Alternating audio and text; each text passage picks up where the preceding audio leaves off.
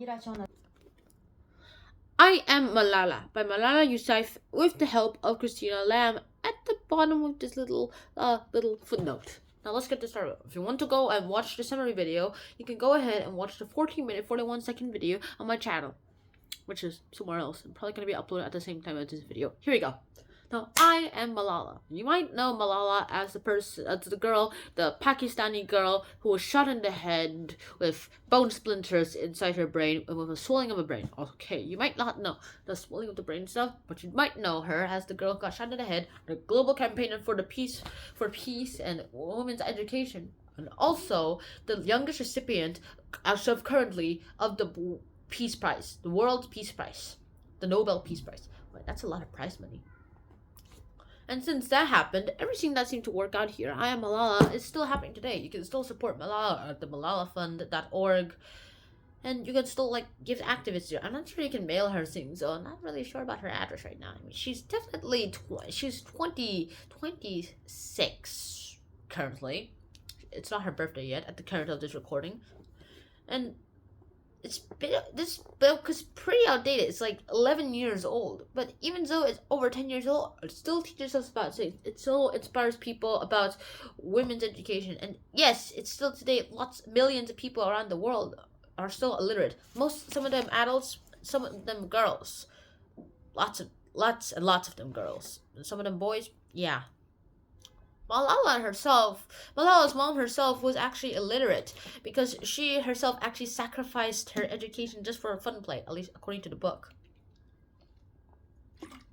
I'm not criticizing her mom, but if I try to say something that I've read in the book, like here right now, it was like Malala's mom didn't go ahead and take an education, although her parents. Malala's maternal grandpa wanted Malala's mom to go ahead and take an education. They sent her to school and at the age of 6, and then when Malala's mom looked at her friends outside at the window of them playing around and goofing around without the need of going to school, she thought life would be so much easier. So she just sold her textbooks and used it to buy treats, short-term gains, and just played the whole day. But her parents didn't actually say anything because they had literally 5 other kids to worry about, all them boys.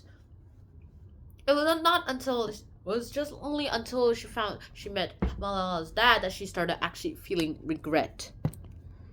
And of course, with that, we actually go to Malala. Malala herself is still a little enigma to me. I understand her part in women's education on what she wanted to do because her father is like the owner of a few schools, of like a school, the crucial school of 3 buildings, and it's one of the great schools there too. Swat Valley children might actually go to this crucial school now. They probably got more admin rates because of this crucial school because it's Malala's dad's school. Malala has become the daughter of the country, and she has been honored a lot too. And yes, she is an Islamic person. But what's the point of this book? Well, the point of this book is to actually inspire people, especially girls, to go ahead, rise up, talk about their things, and actually give people the right to school. Because no one should be denied the right to school. In fact, it's one of the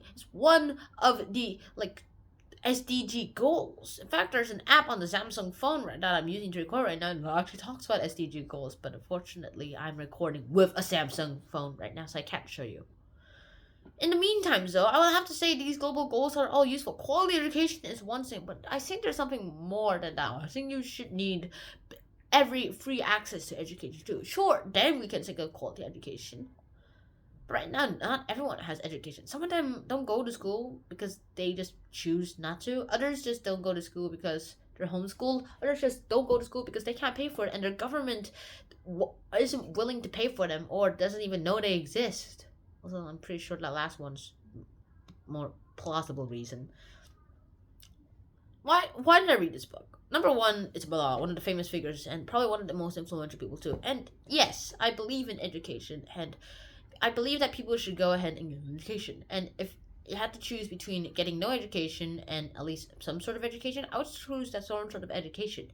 But I think that it should go. If everyone worked hard enough, then the world would be a better place. If everyone worked hard to go ahead and stop Fuzul scream. Like, let me tell you this. Fuzula, apparently the leader of the Taliban, went ahead and brought a lot of people in to do things. And Malala's dad said if everyone was determined to build schools and everything, just as Fazula wanted them to do ahead and go ahead and enforce the Islam law in any way they could by destroying TVs and sets and other CDs and things out from the Western world, then they would be able to build schools and grows and swap value, and everywhere else in Pakistan will be a heavenly paradise in just a few months. And I'm pretty sure if everyone did work on something long enough, then it would be a great addition to the world. Because if everyone worked hard and cooperated, then we might even be able to do things too. We might even be able to go ahead, go around the world, and even make a stellar engine in the Dyson sphere, so we can go ahead and travel the world, travel the Milky Way, travel the universe, and might even be the only way we can go to an interstellar colony. But I'm going ahead of myself. Malala is just saying that education is right to everyone, especially girls, not only boys, and no one is better than anyone else just because of their gender or their racial equality. Maybe because of what they've been taught and what they know. But it's just about how they do things. I mean, would you rather believe a high school dropout or a person who's been to university? Personally, I'd go for the university guy, but everyone believed that Fazula was a great scholar. I'll say he was a high school dropout, though. I'm not sure how people believed a high school dropout over a person who had a university degree.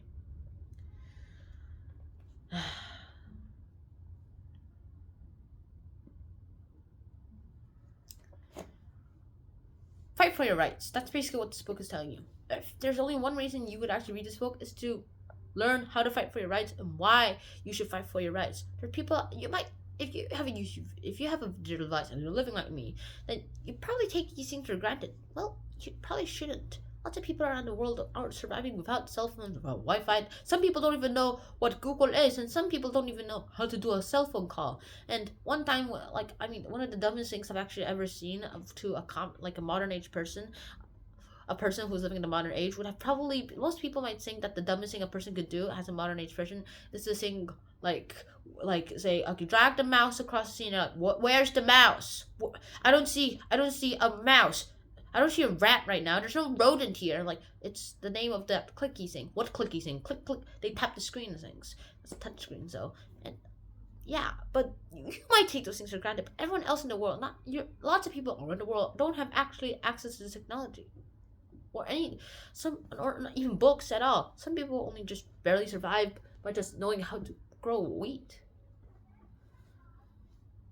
If there's one thing I learned from this book, is that rights are here, and you shouldn't take things for granted. You might have all this because you worked hard for it. Your parents worked hard for it, and eventually, it's your turn to work hard for it. You might take things for granted, and you might actually get it wrong. And so, my advice is, don't take things for granted, and work hard to achieve them. And even if it seems that this will always be there, because either you're from a rich family or you're a person who has a very big inheritance money, whatever it is, work hard and fight for your rights. If they're taken away, fight for your rights.